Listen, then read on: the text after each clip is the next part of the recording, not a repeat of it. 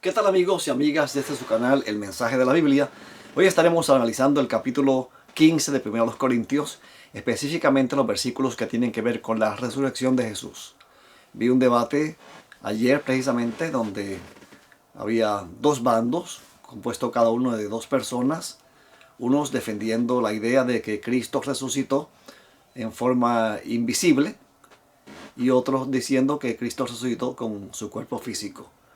Vamos a ver qué dice 1 Corintios capítulo 15 al respecto, porque este capítulo se usó para tratar de probar ambas posiciones. Vamos a ver qué realmente dice este capítulo 15 de 1 Corintios. El versículo 1 comienza diciendo: Además, os voy a exponer, hermanos, el evangelio que os he predicado, el cual también recibisteis, en el cual también estáis firmes, por el cual asimismo, si retenéis la palabra que se os ha predicado, sois salvos, si no creísteis en vano. ¿Por qué el apóstol Pablo dice si no creísteis en vano? Sencillo, porque los demonios creen y tiemblan. Eso es creer en vano. Creer y no progresar en la fe. Creer y no aceptar lo que el evangelio dice. Creer y no confiar en Dios. Eso es creer en vano. Así que el apóstol Pablo le dice a los corintios, porque había algunos que decían que no había resurrección, influenciados por los saduceos o por algún tipo de gnosticismo también, que decían que no había resurrección, que Cristo no había resucitado. Entonces, él está hablando aquí de los que no creen en la resurrección. Y está hablando de ese evangelio asociado con la resurrección. Aunque el evangelio generalmente se asocia con la vida de Cristo, con su encarnación, con su vida perfecta, con su muerte en la cruz, con su resurrección, con su glorificación, con su intercesión, con el juicio y con su venida en gloria. Eso es el evangelio. Entonces, pero mayormente se centraliza en el Calvario. Por eso el apóstol Pablo decía que él se gloriaba no en otra cosa, sino en la cruz de Cristo. Así que entonces aquí el evangelio también se asocia con otros elementos más, como veremos a ver, como la resurrección de Cristo, que tiene que ver con el evangelio, con las buenas nuevas. Porque ¿de qué hubiera valido que Cristo hubiese muerto en la cruz y que no hubiese resucitado? Malas noticias. Así que la resurrección de Cristo es parte de las buenas nuevas. Y no se puede creer en vano. Hay que creer que Él resucitó. Porque en primer lugar os transmití lo que asimismo recibí, dice el versículo 3. Que Cristo murió por nuestros pecados, conforme a las Escrituras. O sea, el evangelio que le está exponiendo. Y que fue sepultado y que resucitó al tercer día, conforme a las Escrituras. Paramos aquí. Voy a poner la Biblia por aquí un momentito. Y que resucitó. Hay varias formas en que la gente lee el texto griego. Uno lee en el texto griego usando el griego moderno, donde esta letra se pronuncia como una I. Otros lo pronunciamos, en este caso yo, con la pronunciación antigua, donde esta letra que está por aquí, la eta, no se pronuncia como I, sino como E. Una E larga, a diferencia de la épsilon, que es una E corta. Así que entonces diría ejertai. Ejertai es un verbo perfecto. La formación dice claramente, esta repetición de la gama implica un verbo perfecto. Es una voz media también. Lo que implica que cuando dice que Él resucitó, que Él resucitó Él fue el que resucitó. No fue que lo resucitaron. Aunque hay otros versículos donde dicen que el Padre les resucitó de entre los muertos. Fíjense que Juan 2, 19, él dice: destruí este templo y en 3 días lo levantaré. Él lo levantaría, el templo de su cuerpo. Otros versículos dicen que fue el Padre que le levantó de entre los muertos. Y otros versículos como Romanos 8, 11 y 1 Pedro 3, 18 asocian la resurrección con el Espíritu Santo. No hay contradicción alguna, es que los tres operan en perfecta unidad. Cristo se levantó. Este verbo implica que el que se traduce por resucitar, levantarse. Usted se cae al piso y se levanta. Usted se acuesta y se levanta. Usted se sienta y se levanta. Y lo que se siente y se levanta es lo mismo, el mismo cuerpo, la misma persona, no otra cosa diferente. Cuando hablamos de persona, estamos hablando del ser en su totalidad, incluyendo el cuerpo. no meramente el espíritu. Porque escucho mucha gente hablando de personas y entonces piensan que la persona es el Cristo invisible. Y separan el cuerpo de allí cuando les conviene, porque en otras partes dicen, cuando estudian el tema de la muerte, que entonces que el cuerpo y el alma es el cuerpo y el espíritu juntos. Así que entonces, lo que está implicando este verbo que está aquí, es que Cristo se levantó de entre los muertos, o sea, levantó su cuerpo de entre los muertos. Y esto es importante, porque en ese debate vi que esta persona dijo, una de las personas que defendía la posición de la invisibilidad del cuerpo de Jesús al resucitar, que el cuerpo de Jesús se desintegró bajo el manto, bajo la cobija o la túnica por la que fue cubierto. Entonces, cuando yo voy allí al libro a los evangelios, veo que la túnica está en el suelo y el sudario que le cubría su rostro, su cabeza, estaba enrollado y puesto a un lado. O sea, él no se desintegró. Si él se hubiese desintegrado, todo hubiera caído ahí en su lugar, pero no. Él se paró donde estaba, cuando lo acostaron, él se paró. Y al pararse, sentarse y pararse, el lienzo que lo cubría cayó al suelo. Y entonces él, muy organizadamente, cogió ese sudario, lo envolvió y lo acomodó en una esquina. Lo que habla de un Cristo organizado, no de un Cristo que hace regueros.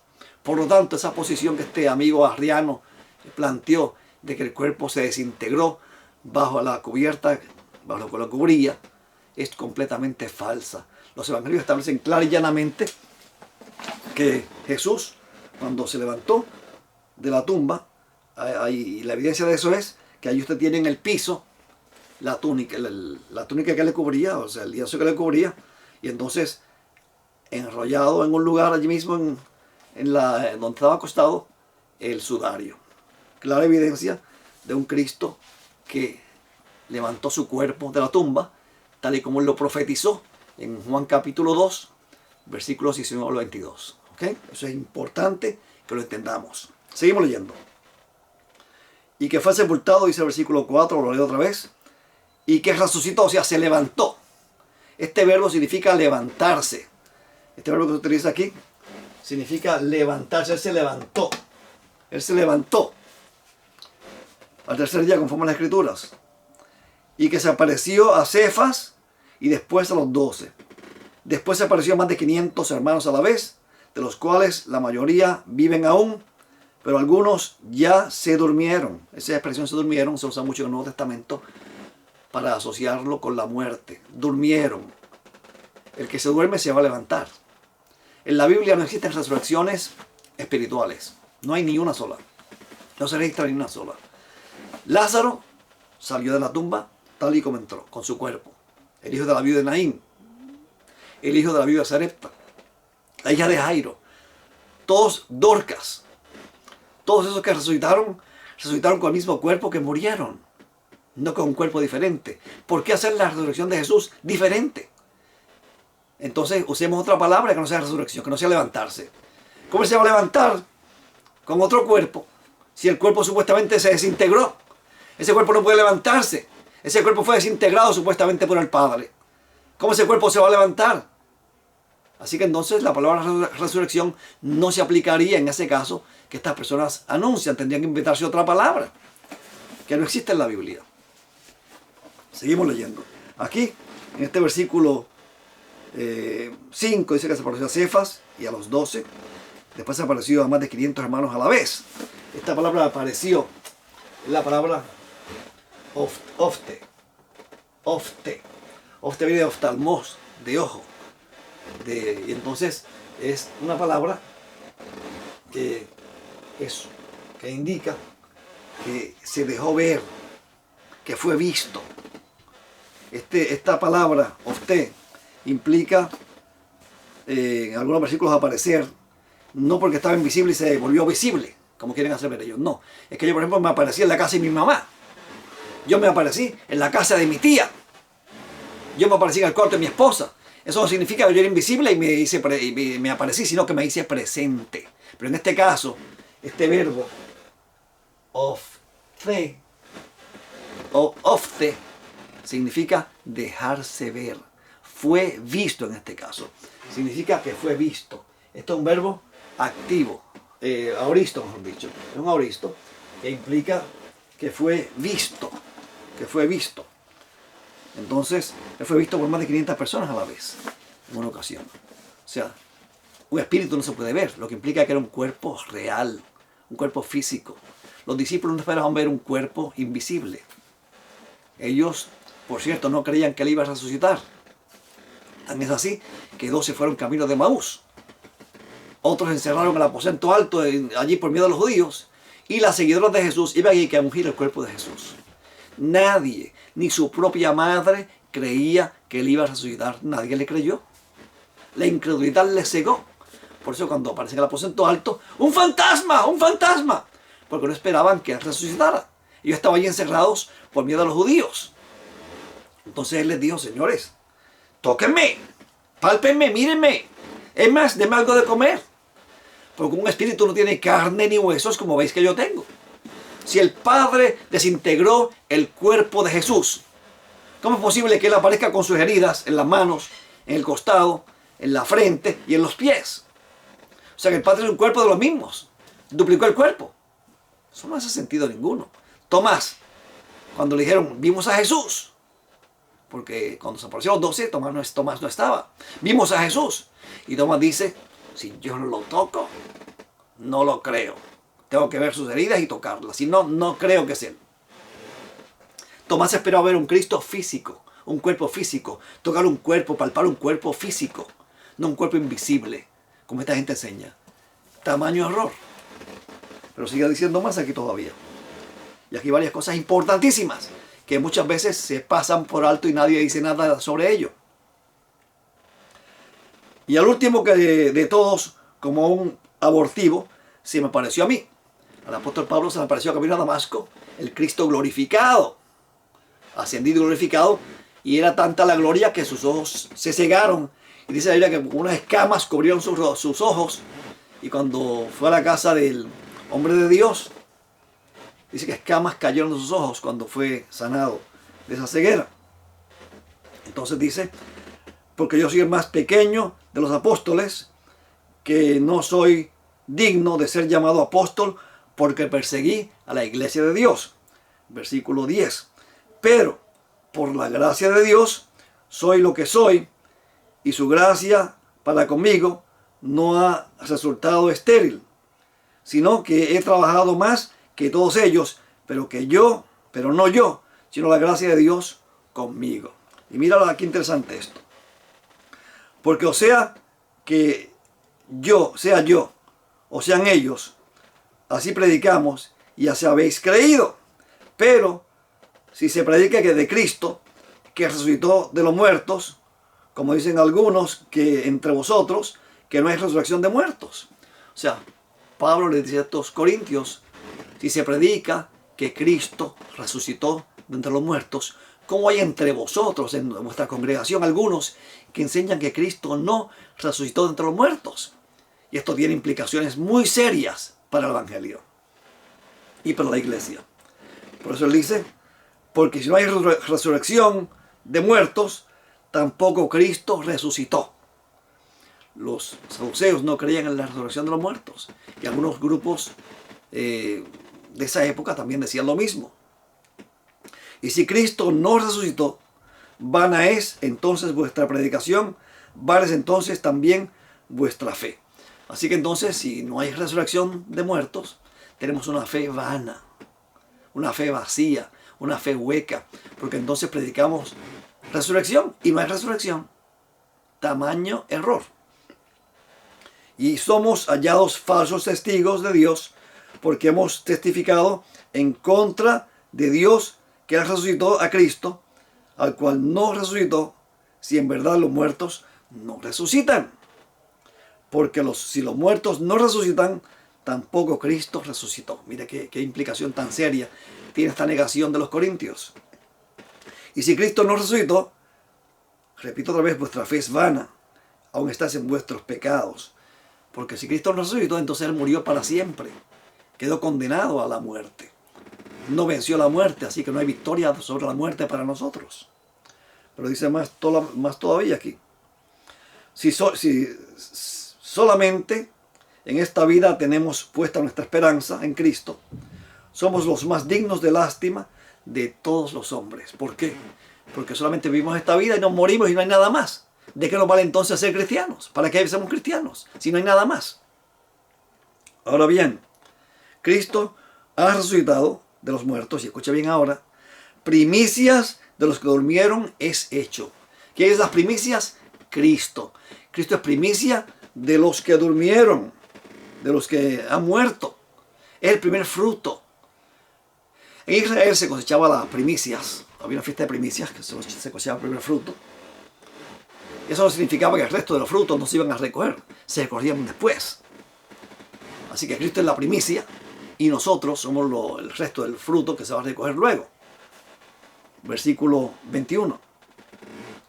Porque ya que la muerte entró por un hombre, también por un hombre la resurrección de los muertos.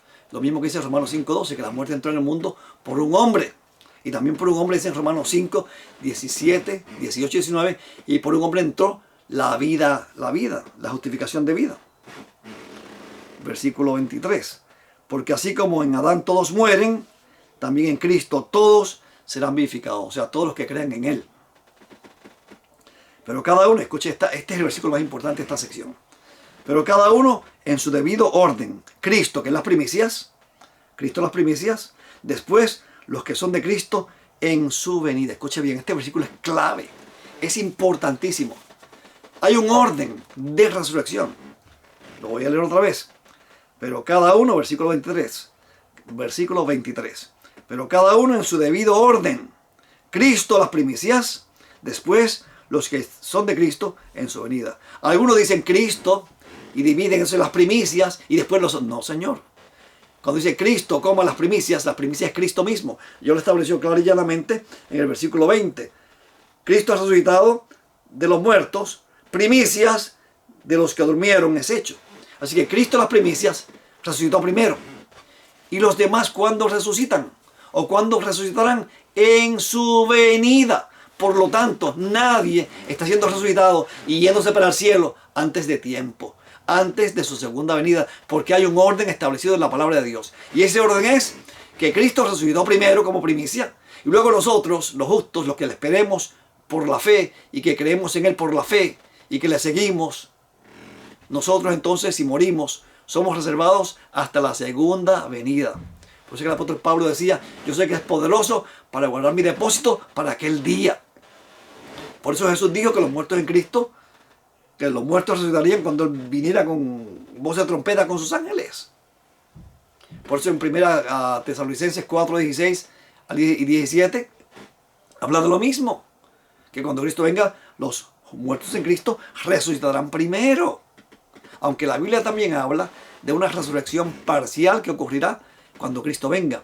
Aquellos que le transgredieron, según Apocalipsis 1:7, los que le traspasaron, mejor dicho, los que le traspasaron se levantarán en ese momento para verle venir en gloria, tal y como le dijo a Caifás.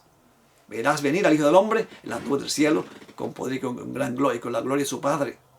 Y entonces morirán nuevamente para ser resucitados luego de los 1000 años para recibir su castigo, según el libro de Apocalipsis capítulo 20, versículos 4, 5 y 6.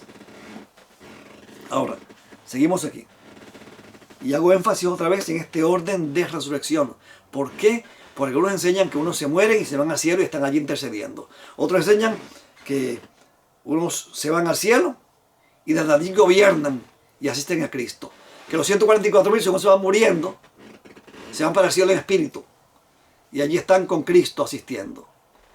Eso no es lo que enseña la Biblia.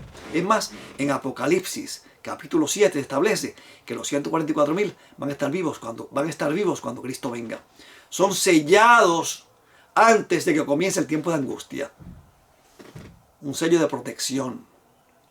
Los 144.000 van a estar vivos cuando Cristo venga y serán sellados previo a la segunda venida de Cristo, no antes. Cuidado con esa falsa enseñanza también. Seguimos leyendo. Versículo 24, 1 Corintios 15, 24. Después, el fin. O sea, después de la segunda venida viene el fin.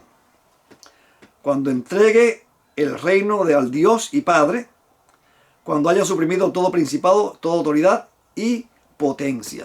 O sea, Cristo le va a entregar el reino al Dios y Padre. Hay una palabra para griega que establece claramente que paradido, que Cristo le va a entregar el reino al Padre, al fin. ¿Por qué tiene que ocurrir eso? Vamos a ver, vamos a seguir leyendo. Porque es preciso, dice el 25, es preciso o necesario que Él reine hasta que haya puesto a todos sus enemigos por debajo de sus pies. En estos momentos Cristo está reinando solo. El Padre no reina con Él. Es preciso, es necesario que Él reine hasta que ponga a sus enemigos por estrado de sus pies. Luego, cuando llegue el fin, luego de su segunda venida, y destruya a los inicuos y los ponga por estrado de sus pies, entonces Cristo le entregará el reino al Padre. Cristo vino a buscar y a salvar lo que se había perdido. Él se sometió al Padre, vino a la tierra a recuperar todo lo que el Padre perdió, todo lo que Dios perdió, todo lo que la deidad perdió. Él vino a buscar y a salvar lo perdido, que somos nosotros y este planeta. Que Satanás se proclamó de este planeta príncipe de este mundo, el Dios de este mundo. Y Cristo vino a arrebatarle ese principado de este planeta a Satanás para devolvérselo al Padre al tiempo del fin, cuando luego de su segunda venida y se destruyen los inicuos, entonces Él le devolverá el reino al Padre. Y en ese momento se establecerá el reino de gloria. Mientras tanto, estamos en el reino de gracia, el reino de Cristo, que es el reino en el que estamos viviendo en estos momentos. Versículo 26. Y el último enemigo que será suprimido es la muerte. Una vez que, ¿por qué el único enemigo será la muerte que será suprimido? Porque no existirá la muerte en el nuevo orden que Dios establecerá en este planeta para toda la eternidad. Vida eterna, sin muerte, sin cementerios, sin hospitales. Seguimos leyendo. Versículo 27. Porque todas las cosas las sometió debajo de sus pies. Y cuando dice que todas las cosas le han sido sometidas a Él, claramente se exceptúa a aquel que le sometió a Él todas las cosas. O sea, Cristo se sometió al Padre. El Padre no se sometió a Cristo. En el libro de Hebreos 9:14 dice que Cristo, mediante el Espíritu Eterno, mediante la agencia del Espíritu, se ofreció a sí mismo sin mancha a Dios por nosotros. Vino y cumplió su misión. Filipenses 2:6 dice que Él se sometió voluntariamente al Padre. Tomó forma de siervo. Se hizo menor que los ángeles. Se hizo menor que Dios. Llamó a Dios su Padre y lo llamó mi Dios. Llamó al Padre mi Dios. Hasta allí llegó la sumisión del Hijo, que todavía continúa y continuará hasta que al tiempo del fin que se menciona aquí. Él todavía en estos momentos sigue estando sometido al Padre. Está todavía reinando como el Rey del reino de gracia. Pero ¿qué pasará al final? Vamos a ver, cuando le entregue el reino al Padre, veremos a ver. Y como todas las cosas le estén sometidas, entonces también el Hijo mismo se someterá al que le sometió a Él todas las cosas, para que el Dios y en todo, el todo y en todos. En ese momento, Cristo le entrega el reino al Padre y le somete al Padre su reino. Padre, aquí está el reino que recupere para ti.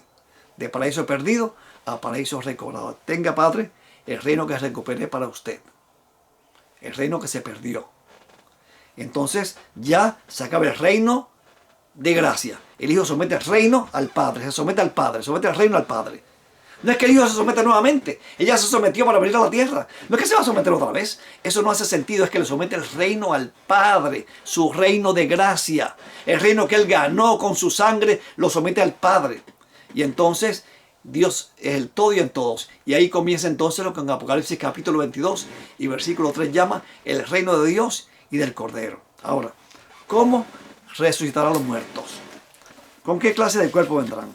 ¿Con cuerpo físico o con cuerpo espiritual? El apóstol Pablo contesta esa pregunta y no deja dudas al respecto. Vamos a leer estos versículos y con esto redondeamos y terminamos esta sección. Y luego en el próximo programa continuamos con la segunda parte de 2 Corintios capítulo 15. Dice aquí en 1 Corintios capítulo 15, versículo 35. Pero dirá alguno, ¿cómo resucitarán los muertos? ¿Con qué clase de cuerpo vendrán? Bueno, algunos dicen que vienen con un cuerpo espiritual, con un cuerpo invisible. Otros dicen que vendrán con un cuerpo físico. Vamos a ver cómo el apóstol Pablo, con una analogía, explica este asunto. Insensato. Esta palabra también significa necio. Necio o insensato. Lo que tú siembras no se vivifica, sino muere antes. O sea, para usted poder ser vivificado, resucitado, tiene que morir primero. Nada se queda vivo. Usted tiene que morir. Porque si usted no muere, ¿cómo usted se va a levantar? O sea, ¿qué es lo que se levanta? Y lo que siembras no es el cuerpo que ha de salir, sino el grano desnudo, ya sea de trigo o de otra cosa. Pero Dios le da un cuerpo como Él quiso y a cada semilla su propio cuerpo. Qué importante es este pasaje. Importantísimo. Usted toma una semilla de maíz. Esa semilla de maíz pertenece a una mata de la que fue cosechada ese maíz. Esa mata se secó y se murió. Pero en ese maíz se encuentra una genética, lo que conocemos como una genética. Y entonces hay un código, hay una información guardada en ese grano. Pero ese grano, para poder ser productivo y poder volver a la vida, tiene que secarse. Usted no puede sembrar un grano verde, recién tomado de la mata. Eso no es una semilla todavía, eso es un fruto o un vegetal que se come, una habichuela, una haba, un frijol, o frijol como dicen en otras partes también. Entonces, hasta que usted no lo seca, ese grano no se convierte en semilla. Para que ese grano se convierta en semilla tiene que secarse, morir completamente, que no haya indicio de vida circulando en ese grano, que no haya circulación de savia, de líquido, de nada. Eso está inerte, muerto. Y usted lo puede guardar en una gaveta por 1, 2 años, 3 años. Además, se han encontrado semillas en las pirámides, en las tumbas de las pirámides, en algunas pirámides. Y se han sembrado esos granos. Y ya se tiene idea de cómo eran esas plantas en ese entonces porque germinaron. Importantísimo ese descubrimiento, ese hallazgo. Así que el apóstol Pablo compara nuestra muerte y resurrección a la cosecha del grano de maíz, de trigo, de otra cosa. Luego que se seca, usted planta ese grano y entonces ese grano germina y sale una mata idéntica con el mismo cuerpo, no un cuerpo diferente, el mismo cuerpo de la otra, con la misma composición genética, un cuerpo idéntico al otro, no un cuerpo diferente. Así que el apóstol Pablo establece que nosotros resucitaremos con un cuerpo físico.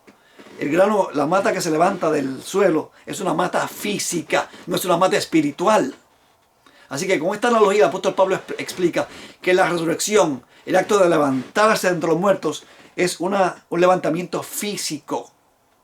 Se levanta un cuerpo idéntico al otro que usted tenía, pero renovado. No un cuerpo diferente, de hecho de otro material, invisible, no. El mismo cuerpo, con la misma composición genética de la mata o el árbol donde se tomó esa semilla, ese fruto. Y Pablo explica eso clara y llanamente. Es maravilloso saber que nuestra fe se basa en un Cristo vivo, en un Cristo que resucitó de entre los muertos. Un Cristo que dice que el que cree en mí, ríos de agua viva correrán por su sangre y por su ser. Cristo nos ofrece vida eterna. Dios nos ha dado vida eterna y esa vida está en su Hijo. El que tiene al Hijo tiene la vida, porque la vida radica en Cristo. Cristo es la vida de Dios, según 1 Juan capítulo 1, versículos 1 y 2, donde se le llama la vida y se le llama vida eterna. Él está dispuesto a compartir esa vida eterna contigo y Él resucitó como primicias de los que durmieron, de los que murieron. Y tú puedes ser parte de esa cosecha cuando Cristo venga por segunda vez, si crees en Él, pero no en vano, crees en Él de verdad. Yo te invito a que aceptes a Cristo como Salvador si no lo has hecho y que creas en Él de verdad, que pongas tu fe en Él. Y si eres creyente, que reafirmes tu fe en Él. En el próximo programa, en la próxima grabación, continuaremos con los próximos versículos, con los siguientes versículos de 1 Corintios capítulo 15, que son unos versículos interesantísimos por demás. No se lo pierda, por favor. Dale like a este programa y continúe con nosotros durante las próximas grabaciones. Que Dios te bendiga y te guarde siempre.